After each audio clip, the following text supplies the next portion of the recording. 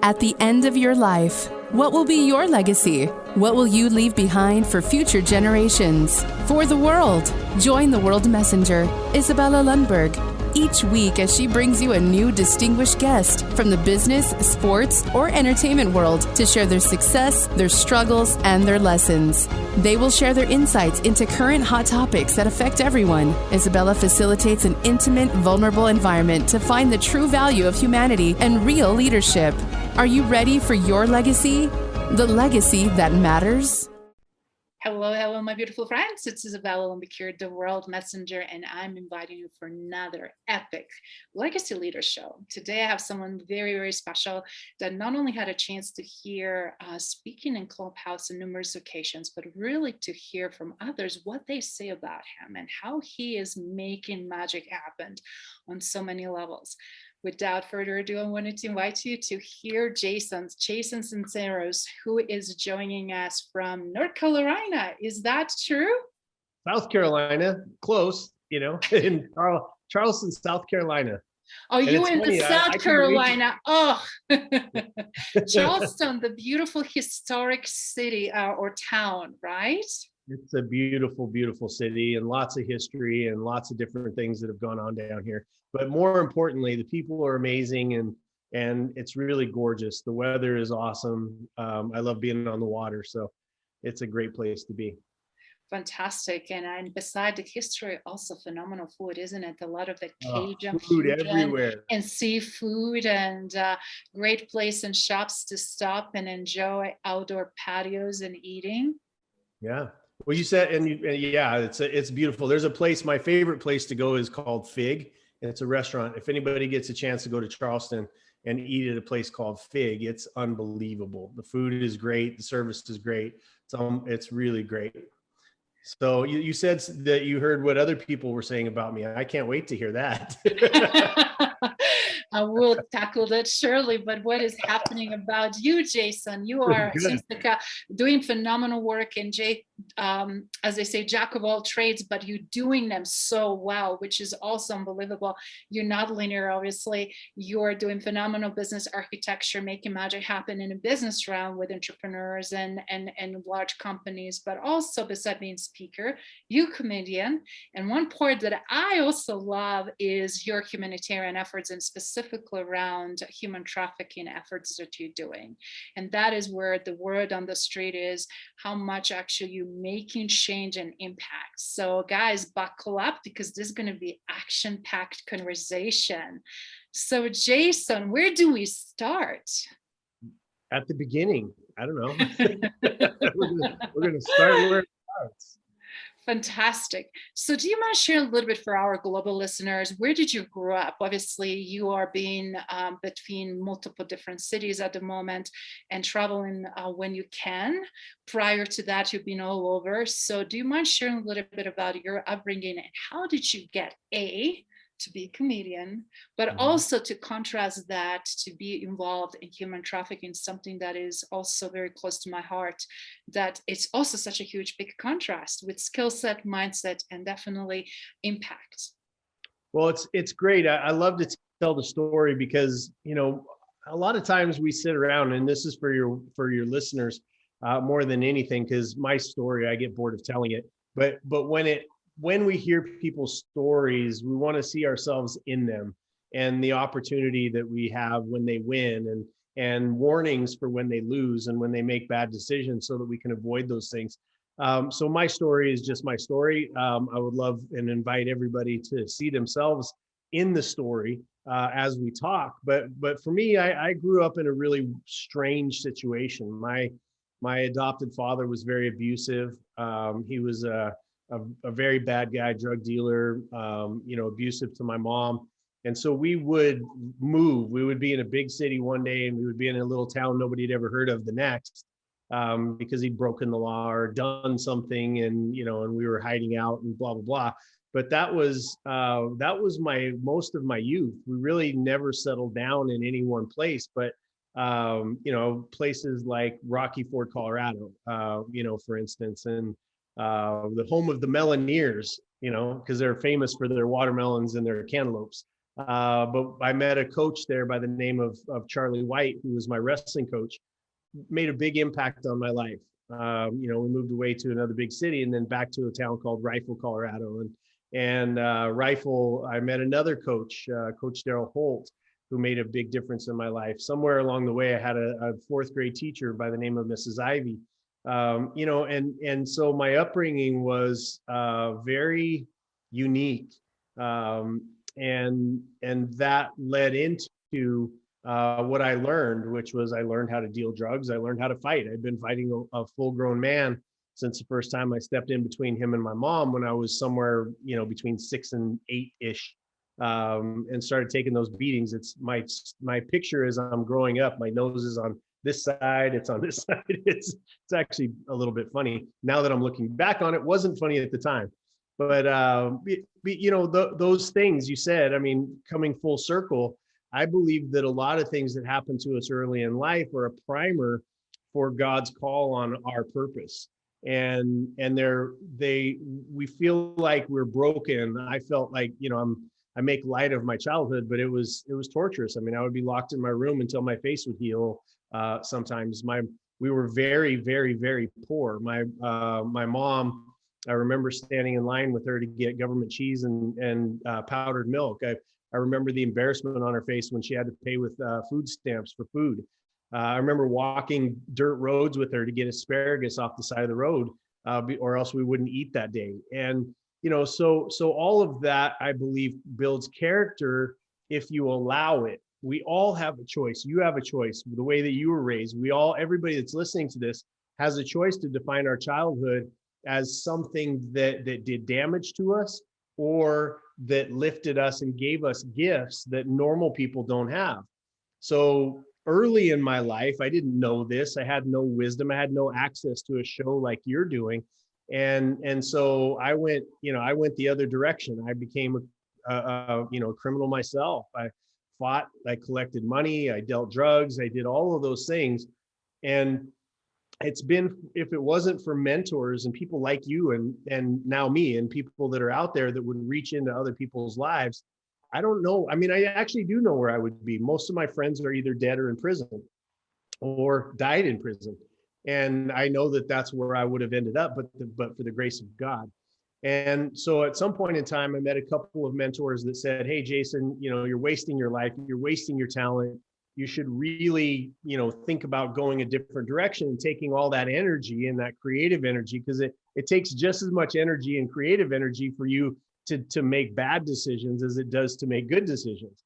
And that thought process changed my life. I was like, that's a crazy thought.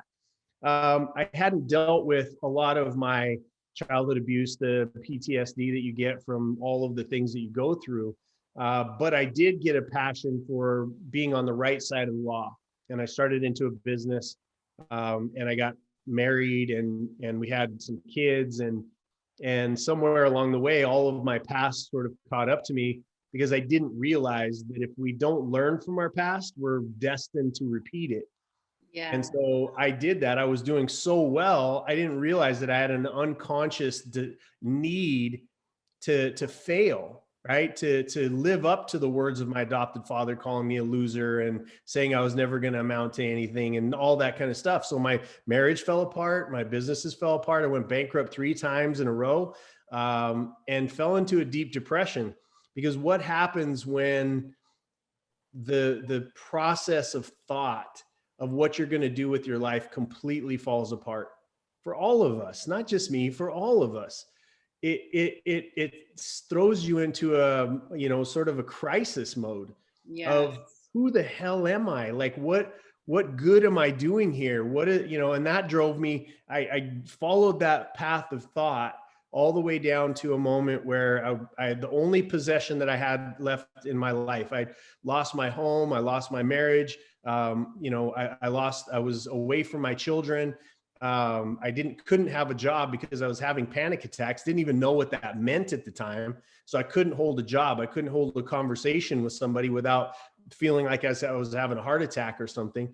And so that led into me losing my place and selling everything. The only possession that I kept was a gun. And I thought, if it gets bad enough, at least I'll be able to end it, this way. And I did that. I went to a cliff, sat on that cliff with the full intention of falling over into the ocean so that my children wouldn't have to see an open casket. Nobody would have to find me. I would just disappear. And it was in that moment that, I've been a Christian just recently for, I don't know, for probably since November when I was baptized last year. And, but I've always believed in God. And there was a moment where I was sitting on that cliff where I heard audibly in my ear, not yet, not yet. Wow. And I looked around, Izabela, I looked around because it was that clear. I thought, is there somebody out here with me? And I looked around and it came again, not yet. And I think that we've all had that moment where, when you're driven, not everybody maybe, but those people that are driven to that point in your life where everything seems desperate, everything seems as if there's really no purpose, there's really no reason for continuing, and that the world would actually be better off without you. We can convince ourselves of nearly anything, even something as incorrect as that thought process is. We can get there. And since then, I'll stay there in that moment, but I heard it again, not yet. And then the next thought was, okay, it's God speaking to me, because I've always believed in God. When I would be locked in my room, I had a couple of things, as I was healing. One was the Bible, and I never read it from a religious perspective. I always read the Bible as a series of stories, because I was passing time while my face was healing or whatever the case may be.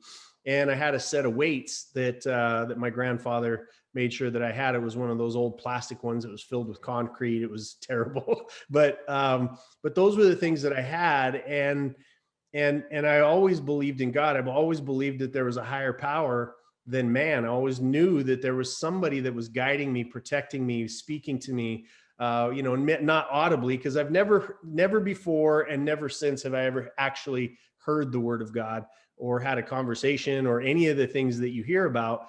But it was in that moment when I said, okay, not yet. I hear you, I recognize where this voice is coming from, but now what? Right? It's another sensation that we get. I mean, think about all the trials that you've been through and all the things that you've had to overcome. You get to the other side of it and you're like, well, now what? Right? Okay, not yet, but now what? What am I going to do?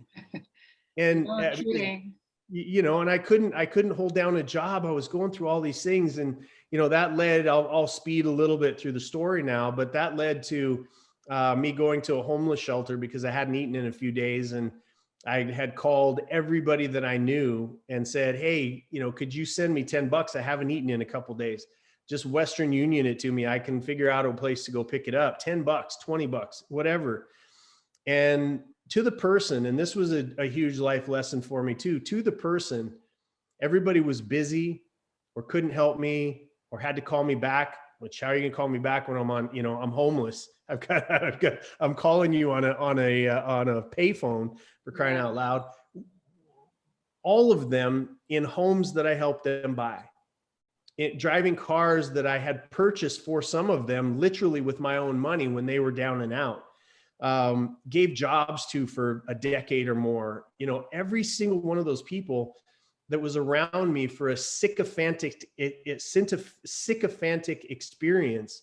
In other words, I had built things so that the world would love me because of what I had, not who I was. Right. And so all of these people that were around me, it wasn't their fault. I had built a culture around me that said, I want people around me that admire me for the wrong reasons. And so that led into God saying, hey, here's all those people that admired you that won't send you $10. Right. Wow. That led to me going. What a lesson. What a great lesson. If you can survive it, it's not bad. So I went through that experience, and then that drove me to a place where I had no other place. My one pride point was, at least I'm not a homeless guy yet. I had no home. I was living on the beach. I literally was homeless, but I had this pride point that I'm not one of those homeless people because I haven't been to a homeless shelter yet. I haven't been to a place to beg for food. I haven't been to that place yet.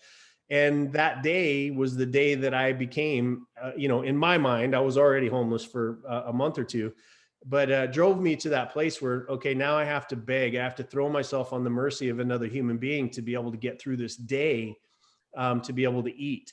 And there was a moment with Pastor Rick, who I'll never forget, at that homeless shelter.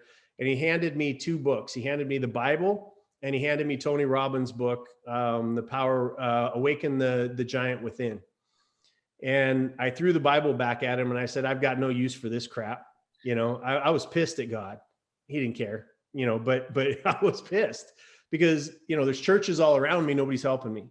Right. You're supposed to help the down and out. That's part of the call on a Christian heart, is to help those that can't help themselves and to help people through tough times. It's one of the primary calls. As I read the Bible when I was a child, I knew that.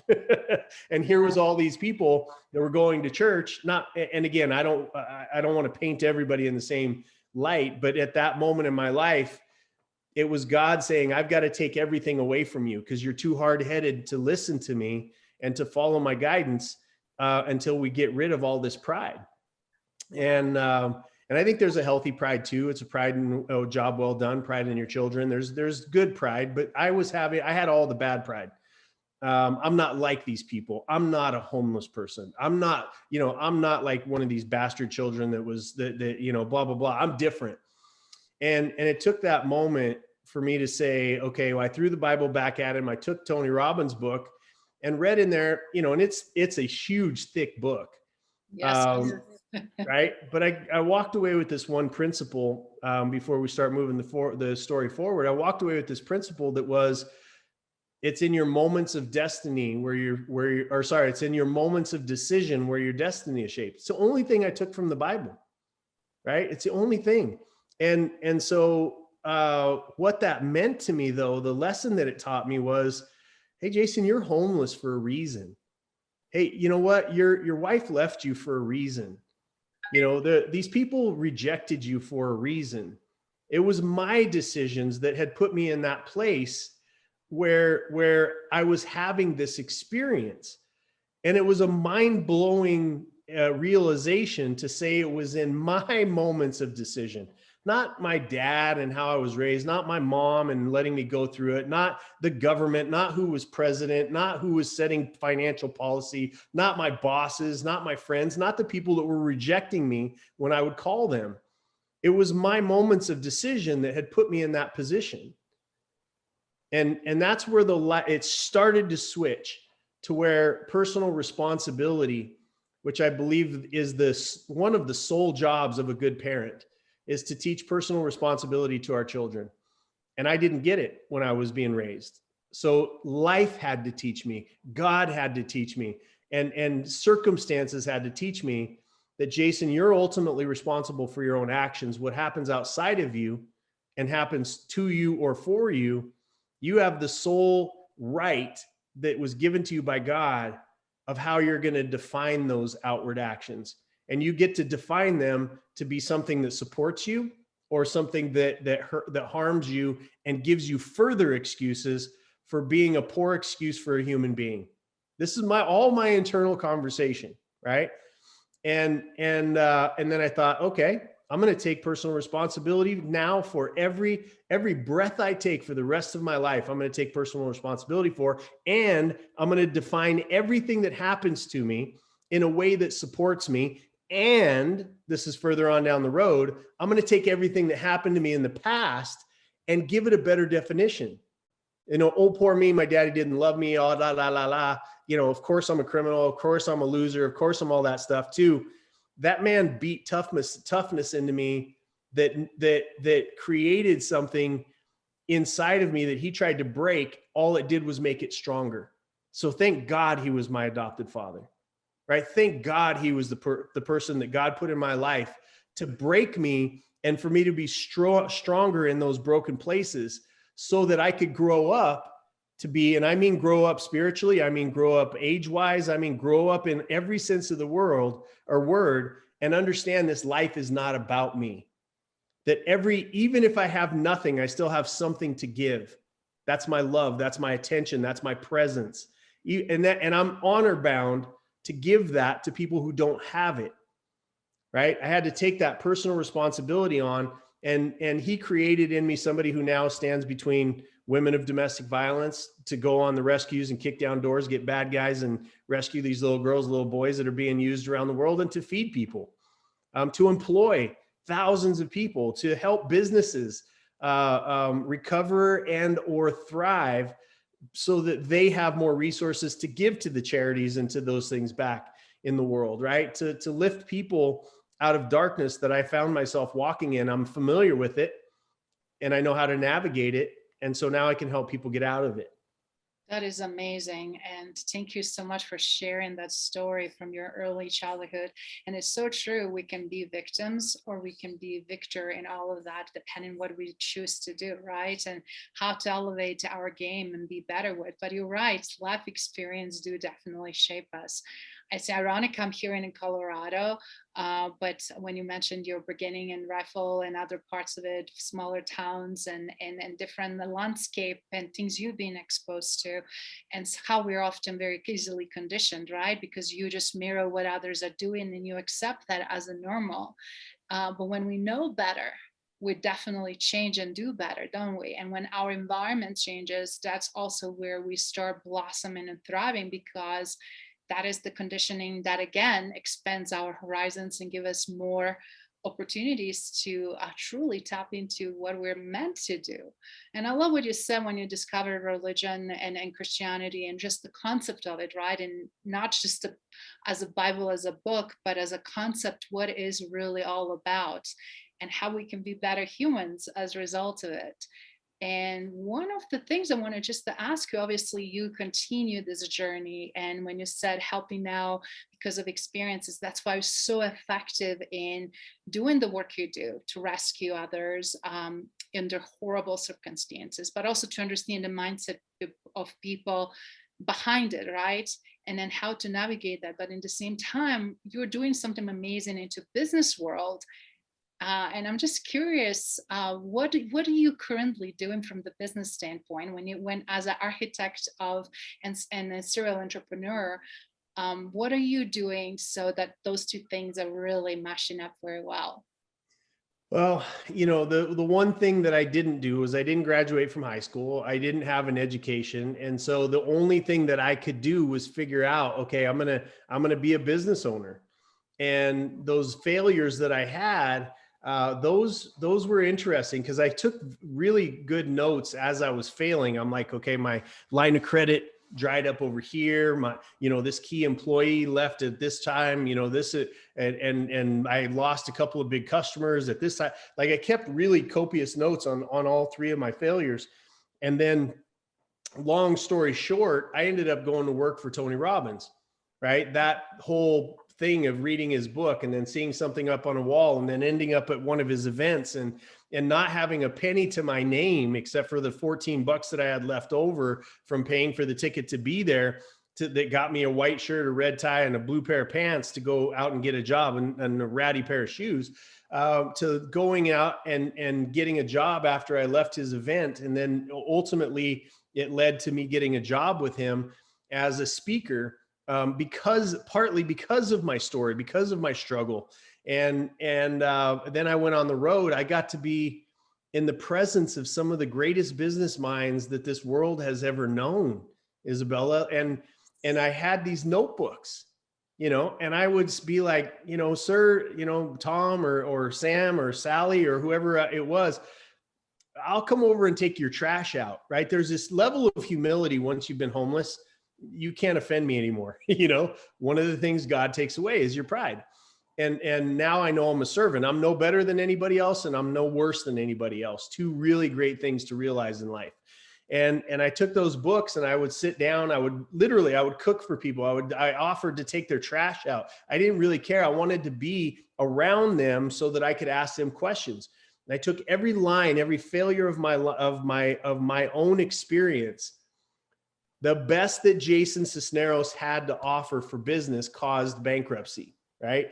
So I wanted to get new information, and I got that information from these other business owners, not all at once, but in a compilation over years of working with Tony and traveling the world with him and being one of his top speakers. I got a chance to have these conversations, and I took my failures and what they would have done in those instances, and I built a system out of that. Okay, now when I go out and get into business, I'm going to have a system that's been built based on what not to do and what to do, right?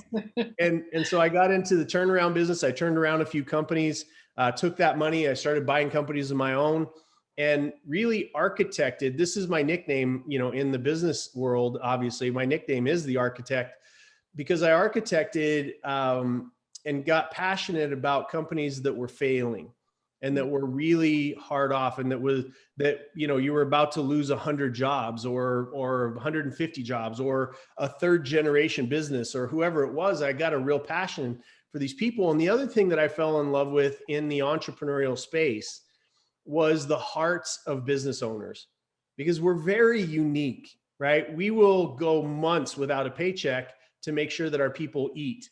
We will make, we'll sacrifice. Yeah. We'll sacrifice and sacrifice and sacrifice because we have a hope of a dream somewhere down the road. And the odds, the statistical data, math-filled information that we have is that if I start a business today, I have a 95% chance of being out of business within 5 years.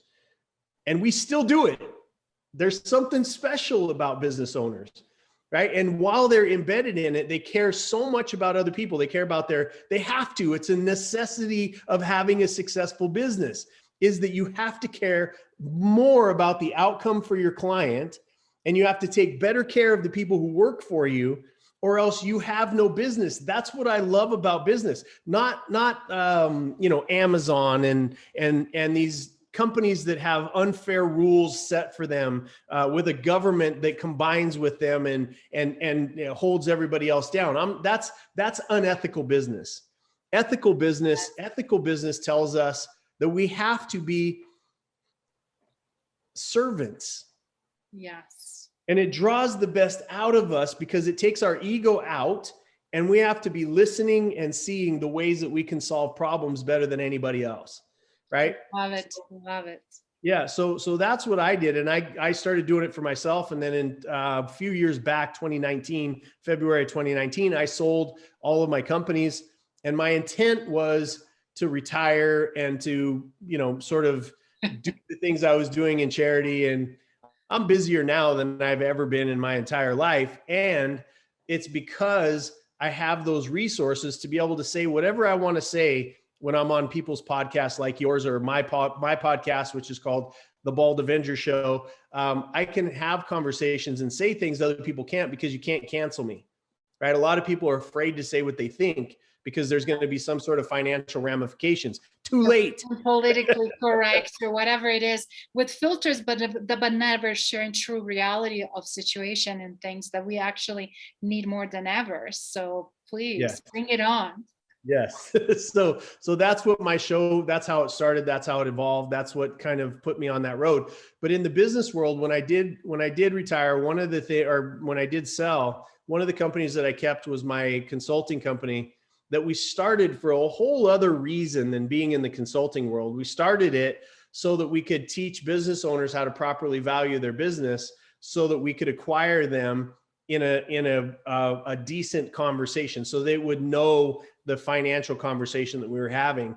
And that turned into really helping business owners that were struggling, that had tried everything else. They'd been all the seminars, they'd read the books, they've hired the consultants, they've done all of that stuff. And they figured, and that's what I am. I'm a turnaround specialist.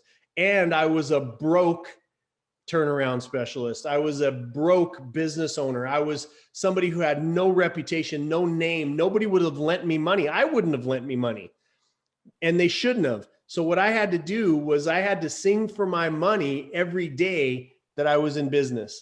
I had to make sure that my people were paid. I had to make sure that without having the generosity of other people, which is called investment dollars or banks that are lending you money, I had to do that on my own. And so those are the principles that we built this consulting company on. Massive hit. We're in our 12th year. We're one of the top 10 consulting companies in the country. And a lot of people don't even know that I own it. It's called Anton J Global. And it was built on those principles of, here's what you actually do, not some theory from some guy who read a book and he's repurposing content, and selling you for $2,997. You can get the secret to your business. There's no such thing, so stop buying it, right? You're talking about. I'm so glad you're dispelling those myths. Yeah.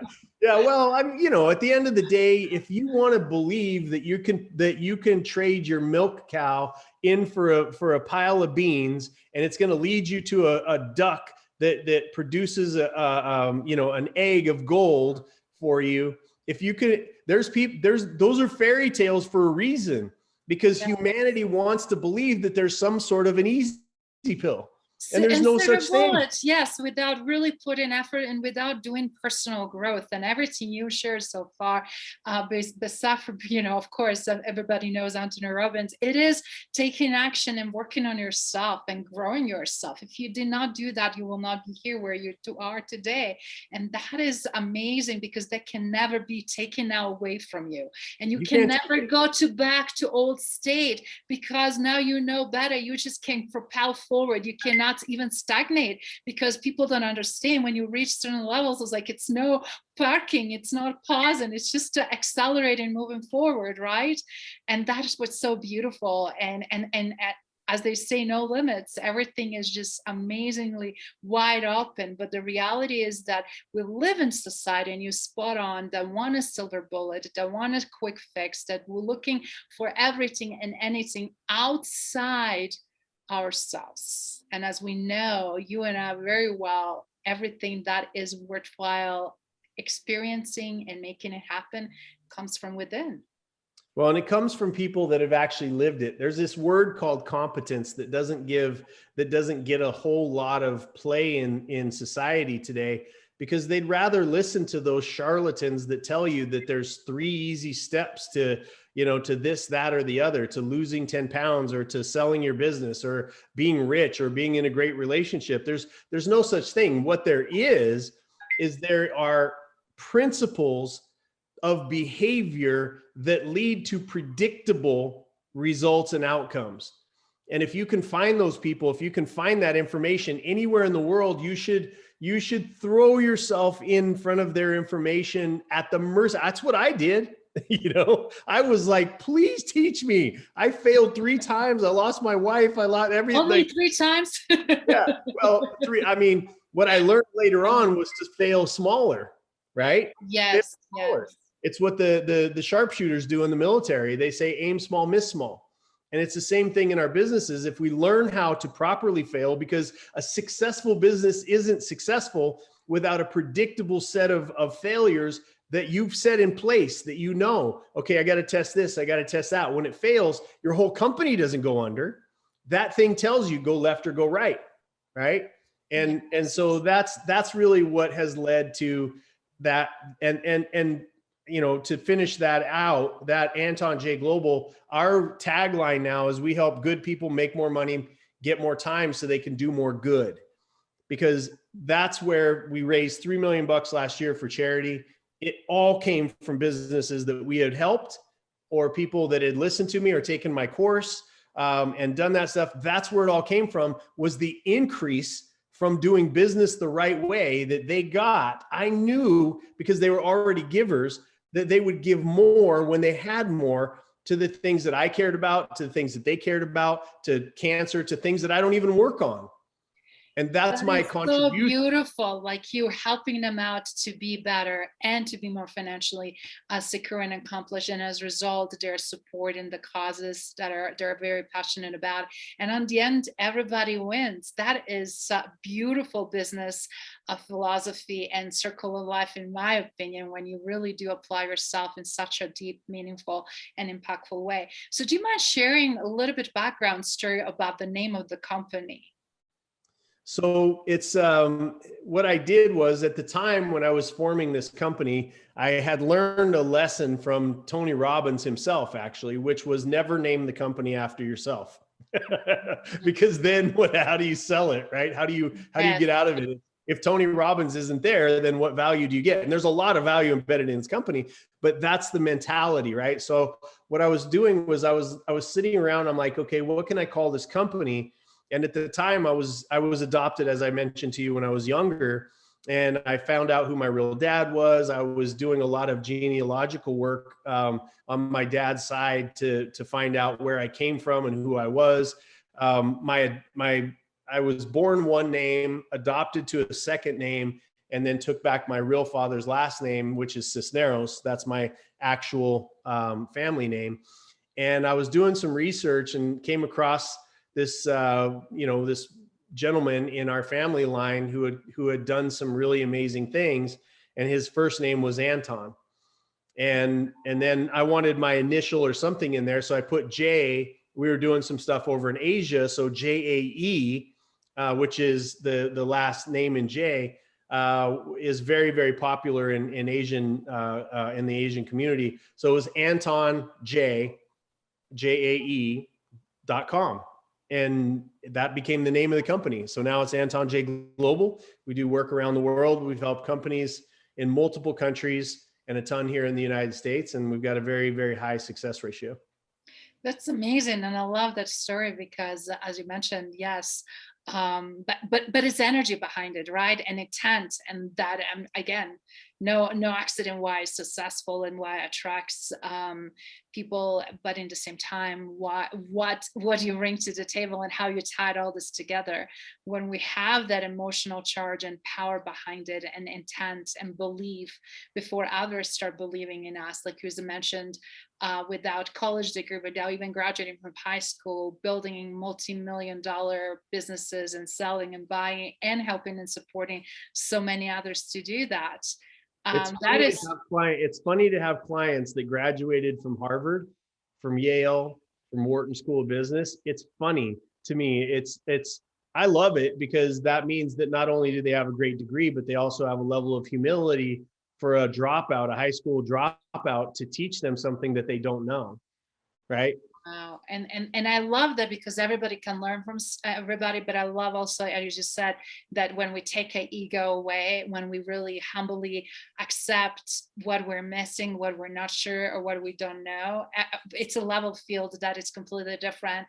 And then your raw experiences that obviously contribute so significantly. So I want for everybody that's listening and watching to really stake away all of those things that they believe that they're self-sabotaging, that they cannot do because of a million reasons why not, right? And then change the script for a million reasons why shouldn't you, right? And and then again, why not you? Because right now we're seeing a lot of shifts on a global scale, not only because of COVID and economy, obviously, but a lot of people are really losing not only confidence, but also they're unsure where to go, what to do, and how to rebuild or build a new traction, or even just start over. And for both of us who started over many times, for me, obviously, due to horrible circumstances of war and losing everything that I ever knew, and a forced environment during the war in former Yugoslavia, and living in 5 different countries on my own, and being in US as my 6th country, and speaking English and learning English as my 6th language, it's just the perseverance and desire and drive, knowing that you are destined, or I am destined, for something bigger, greater. And I'm sure you can relate how many times nobody believed in you, and you had to pick yourself up and start believing yourself, right? Before they could believe in you, because there was nothing left on the bottom of the black pit, right? So, and seeing so many people in those places that just could not know the difference, not necessarily having these nurturing environments. I just want to say, first of all, kudos you for still supporting such a causes and looking on the global scale what is going on to show those people that is the other way, that is the other opportunities there. But in the same time to show who truly genuinely care, because a lot of times, as you know, it's always price tag attached or hidden agendas. And right now we're seeing exodus of so much on so many levels, and it's just always great to have that anchor somewhere, right? Amen. Amen.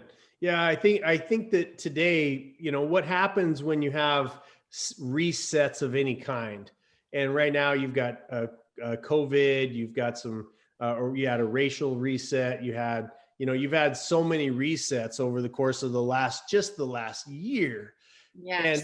And in uncertainty are the greatest opportunities for opportunity to arise for people that it's unlikely to arise for, right? So for us, I mean, I know I've made my money. I mean, cleaning toilets, like we had commercial janitorial companies, like the things that weren't sexy, because I don't care about sexy. What I care about is taking care of my family. What I cared about was paying the mortgage. What I cared about was the things that mattered. And that didn't, there was no ego involved, because who cares what Jason Sisneros thinks of himself? Honestly, like, he could be, I could be, I don't want to talk about myself in third person, because that's a hugely egotistical thing to do. But I'm saying that if I was in a position right now, even where I thought, well, I wonder how I look. I don't care. I just don't care, because when I did care, I was surrounded by people who were buying an outward version of who I was that wasn't true. Now, and you can ask my girlfriends and my best friends and the people I work with and people on Clubhouse, I am the same exact person through all aspects of my life. Period. End of sentence. I don't look over my shoulder. Nobody has to wonder whether I'm the same person. I'm the same person with the Uber driver as I am with the CEO of a multinational organization, or General Flynn, who was recently on my show. I'm the same person. That is so beautiful. To me, that is actually the best demonstration what true leadership it's all about. It's 24/7, consistent, congruent, not what we portray to our family versus to our coworkers, or based on the title or relationship, or people that don't know us.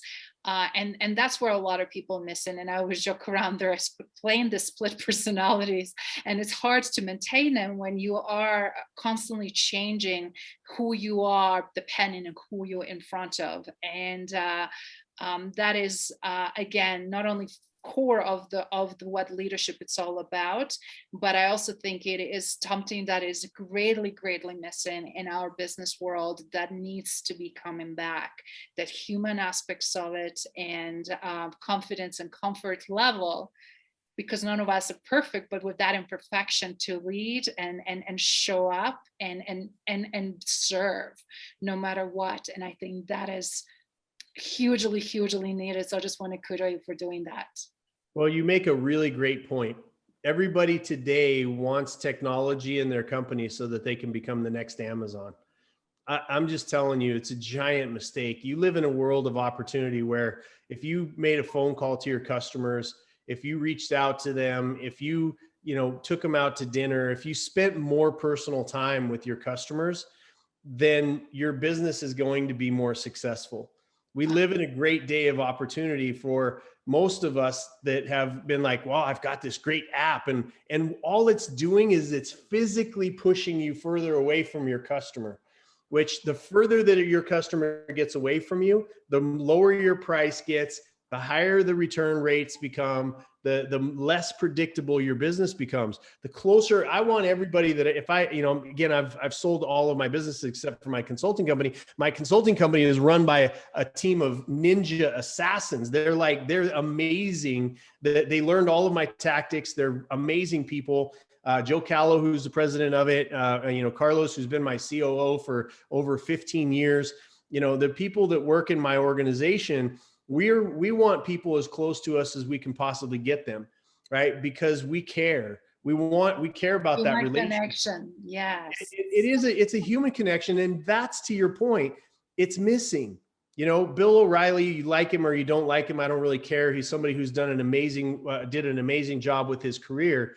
But he said something years and years ago. He said, the future belongs to people who can communicate on a one-on-one basis, right?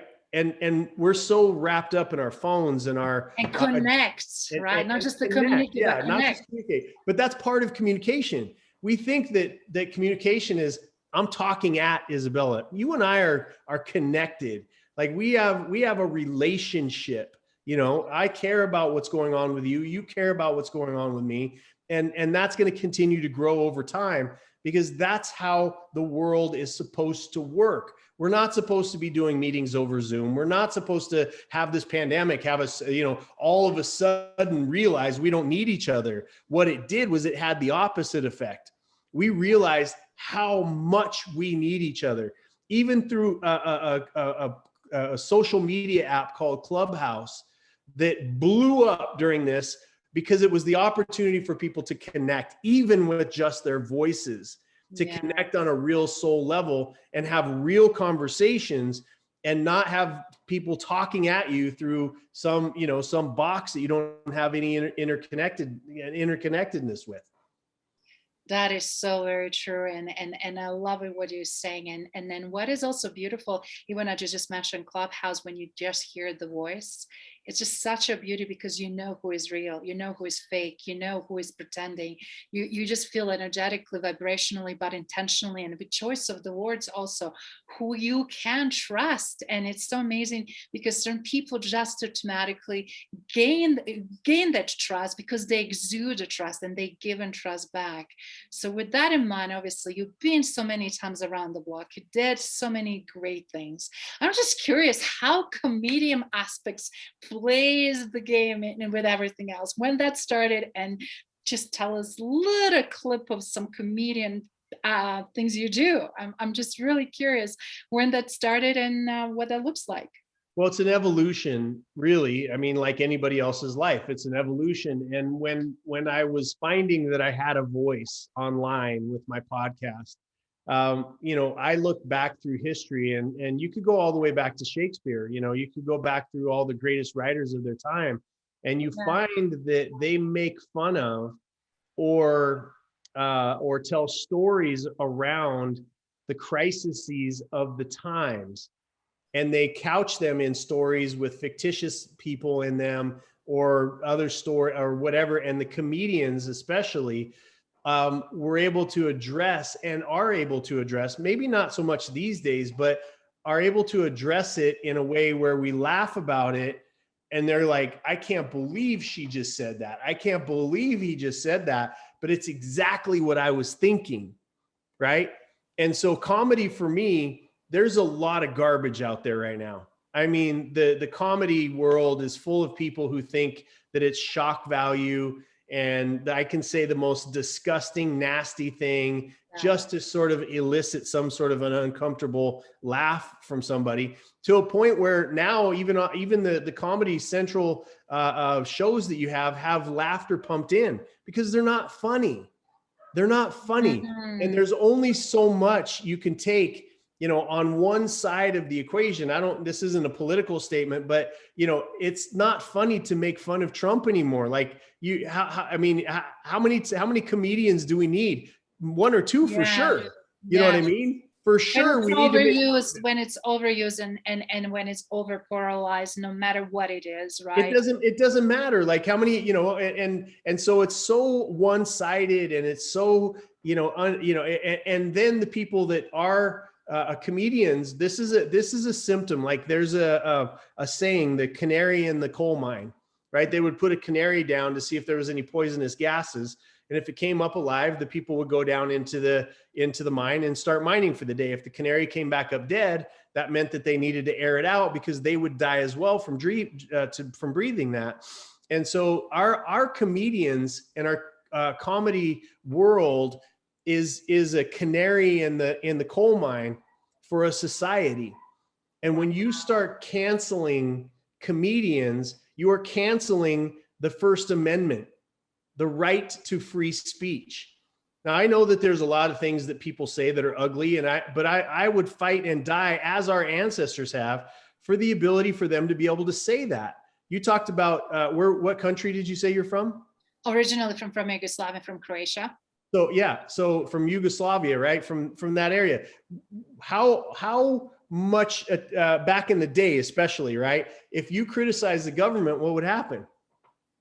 I mean, we were in that time in very socialistic environment, but you know, we were just culture of humor. But depending on what do you do and how intentional and charge how you build big huge following, right? Then that could be all perceived very quickly as a threat. So yeah, that will quickly be sabotaged. Sure.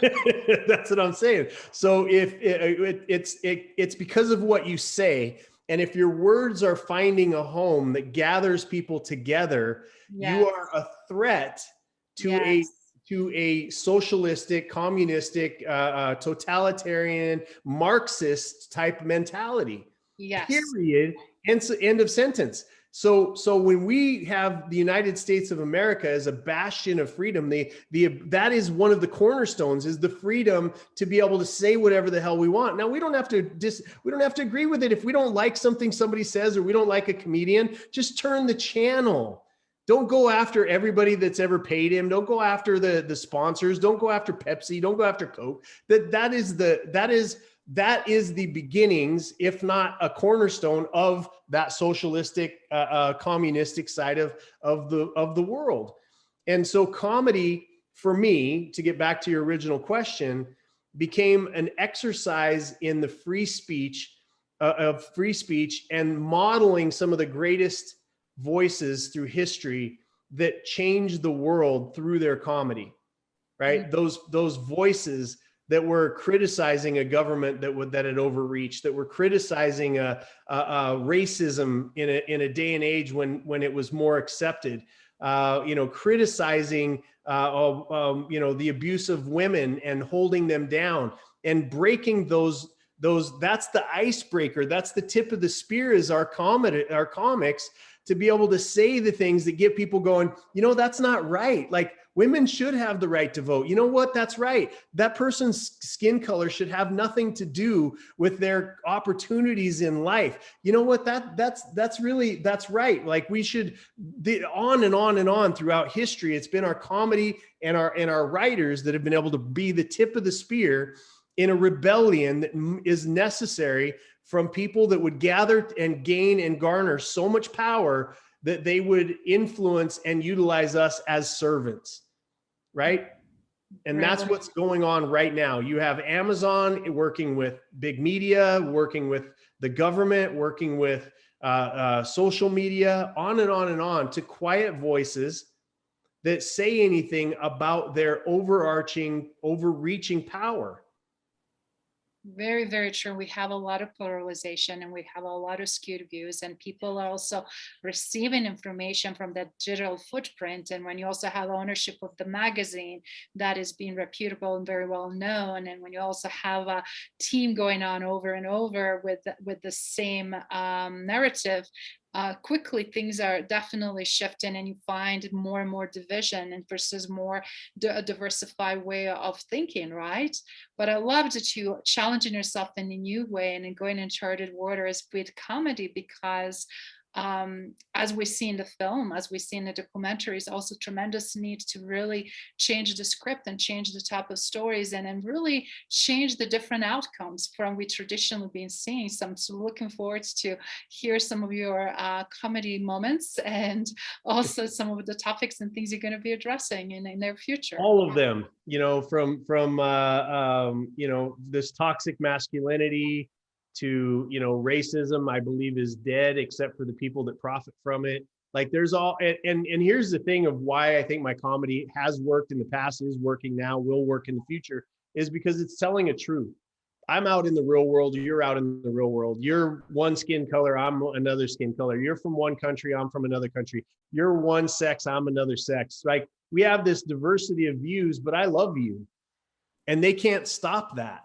right? They can't stop that. Whether it's my Black brothers and sisters, whether it's my white brothers and sisters, whether it's my gay brothers and sisters, whether it's my whatever, you can't stop me from loving you, right? And throughout your behavior, I'm still going to love you. I'm going to have to stop traffickers, and we have to do those things against people that would harm others.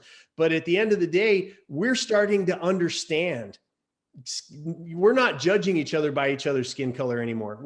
We, the people, which is this sign right down here below me, right? We, the people, are not doing that stupid, idiotic stuff anymore. You know who are? The people who need power, called politicians, the people who need money, the people that, those kind of things. We, the people, are starting to figure out, Clubhouse is such a great space for that, right? You have Black and white and gay and straight and people that all across the board, that when you hear my voice fall out of my lips into your ear, and you hear the caring and the empathy and the love and the non-judgmental and I'm not better than you, and acceptance, and that is what people are missing. Great word. Yeah, it's you can't fool people with that. And so people start hearing, okay, I might listen to CNN, I might listen to Fox, and now I'm having this interaction with somebody else going, that's not what I'm seeing on the news. That's not what's actually happening out here. Like, we actually care about each other, right? We're helping each other pay each other's rent. We're helping each other feed each other. We're helping rescue children of all colors, predominantly people of little children of color. Like, we're helping fight against the pimps and the traffickers, which are primarily men of color, right? That you have this weird mixture of white and everybody trying to fight the same, the things that are necessary to fight. There's good people, and there's people who would take advantage of those good people. I'm in the good people. I agree. I want to be with good people. And Jason, just wanted to say, as someone who worked with genocide, torture, war trauma, human trafficked, raped victim from over 120 countries very, very closely. I used to rehabilitate these individuals for over a decade in 2 different countries, and mostly in the United States for over a decade. I really wanted just to say thank you for what you're doing. And I was, as a survivor myself of genocide, torture, war trauma, I working with them and hearing firsthand their stories and who usually gets targeted, and how do we even possibly have more than half of the world already experiencing the worst atrocities that we inflict on each other. And why is that happening, and how do we use the fear and all these methodologies of war and ethnic cleansing or whatever might be scenario, you're spot on. It's because of control. And who gets usually targeted are educators, community leaders that have a following, that are usually leading with compassion, kindness, and all these beautiful attributes, right? But they represent the threat, because guess what? If they're already getting their power in opposite what we know or we're capable of, only way we know it's how to do this is by destroying that and taking it back by force.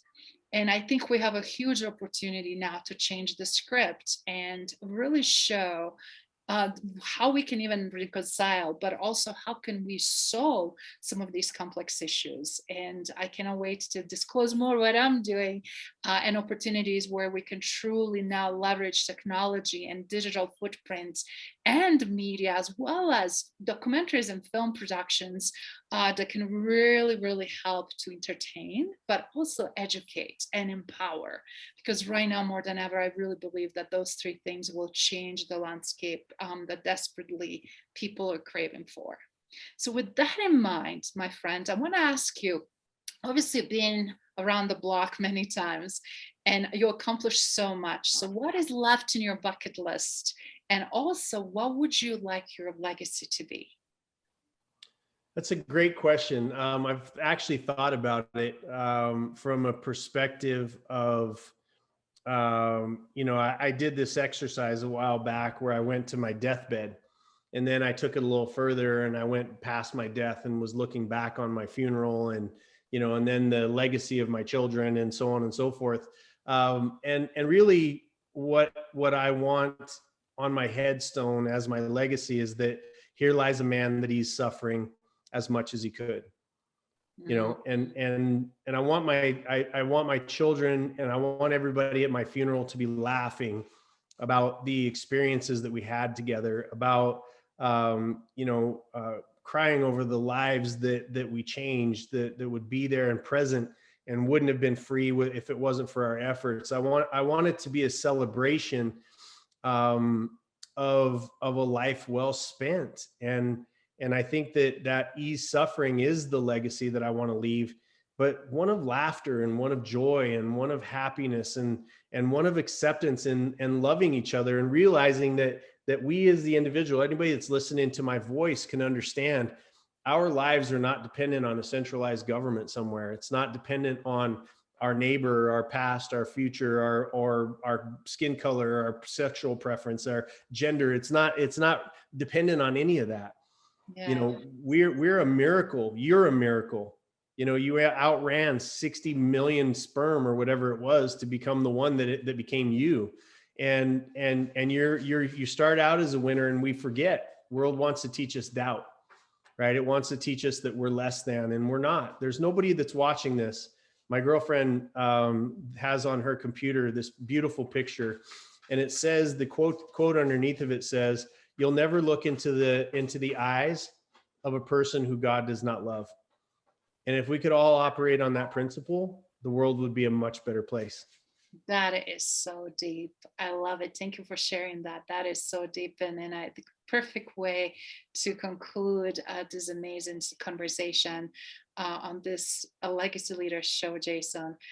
With that in mind, do you mind just sharing in a closing any other remarks that you want to leave the audience with? Because obviously you had an amazing journey.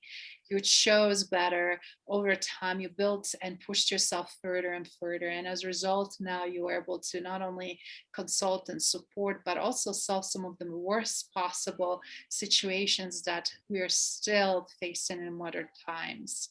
And what would you like to leave them with? There's this idea that got stolen from us. If there's a book of life, there's always going to be a group of people. How you keep slaves enslaved, how you keep people dependent on you is to take away knowledge, right? Is to hide knowledge, to hide critical knowledge. Yes. And part of the critical knowledge that's been ripped out, even in this day of social media and huge access to information, the book of the page that's missing is that the life that you're living, the business you're building, the reason you're working, the things that you're doing is to create freedom. One word. It's one word. You're working to create freedom. That freedom looks different for 8 billion people on the planet. It's not for me to define. It's not for you to define. It's for you to define as the individual. What does your freedom mean? What does it cost? Wow. Right? What does it cost? There's always a cost to it. And your efforts and energy should be going towards funding that and putting your money towards that instead of looking impressive for people who don't like you anyway and won't be there for you if you lose it in anyway. It's to invest in relationships with people because you love them and they love you back, and there's a mutual outcome for each other, with each other, not because of who you know or name dropping or all the other things that get done in this world. But when you realize that you're playing the game for freedom, when you reach it, you're honor bound to create it for other people. And in that creation, you have to become someone that you're not today to attain the word freedom. And then by the time you get there, you realize that thing that you have to become is a servant to be able to attain freedom in the first place. Slaves can't free other slaves. Yes. Free people free slaves. Free people free slaves. And you've been broken in spots. I know everybody watching this, listening to my words, has been broken in spots that you're stronger in now. They won't re-break. It's like the human body. You are honor bound to create freedom for other people. And in that is a life well lived, a life of service, a life where when I get to the pearly gates, I just want to hear, well done. That is beautiful. And life of meaning, right? Because we want to live life that is meaningful and that matters. And I'm so glad you reminded us all what that looks like and why is that so important. Well, thank you so much for your show and what you do and the voice that you add to this world. Somebody that's got tremendous and had tremendous challenges and has chosen to love at a super high level and has chosen to serve at a super high level by doing your show, by putting your voice out there, by having such deep compassion for people, and wanting their success almost more than they do in some instances. I love you. I love your heart. I love your energy, and I love what you're adding back into the world. And I'm here anytime you need me. Thank you. Thank you so much, Jason. Likewise, and again, as a big fan, I cannot wait to this to be continued. And everybody that has been listening and watching, please make sure you go and check out Jason's work on social media. He is not only available in Clubhouse, he's also in Instagram, LinkedIn, and his website, because excuse me, things he has been doing and continue to do are remarkable, and you want to get involved as much as you can. Okay, guys, take action, and I look forward to talking to you soon. Thank you for listening to Legacy Leader Show. If you enjoyed the content and had a positive experience, then please leave us a positive rating. In addition, leave us a positive review whenever you are listening on whatever platform there might be. Make sure your friends and family also know about the benefit and value that we provide and what we have to offer. Cheers.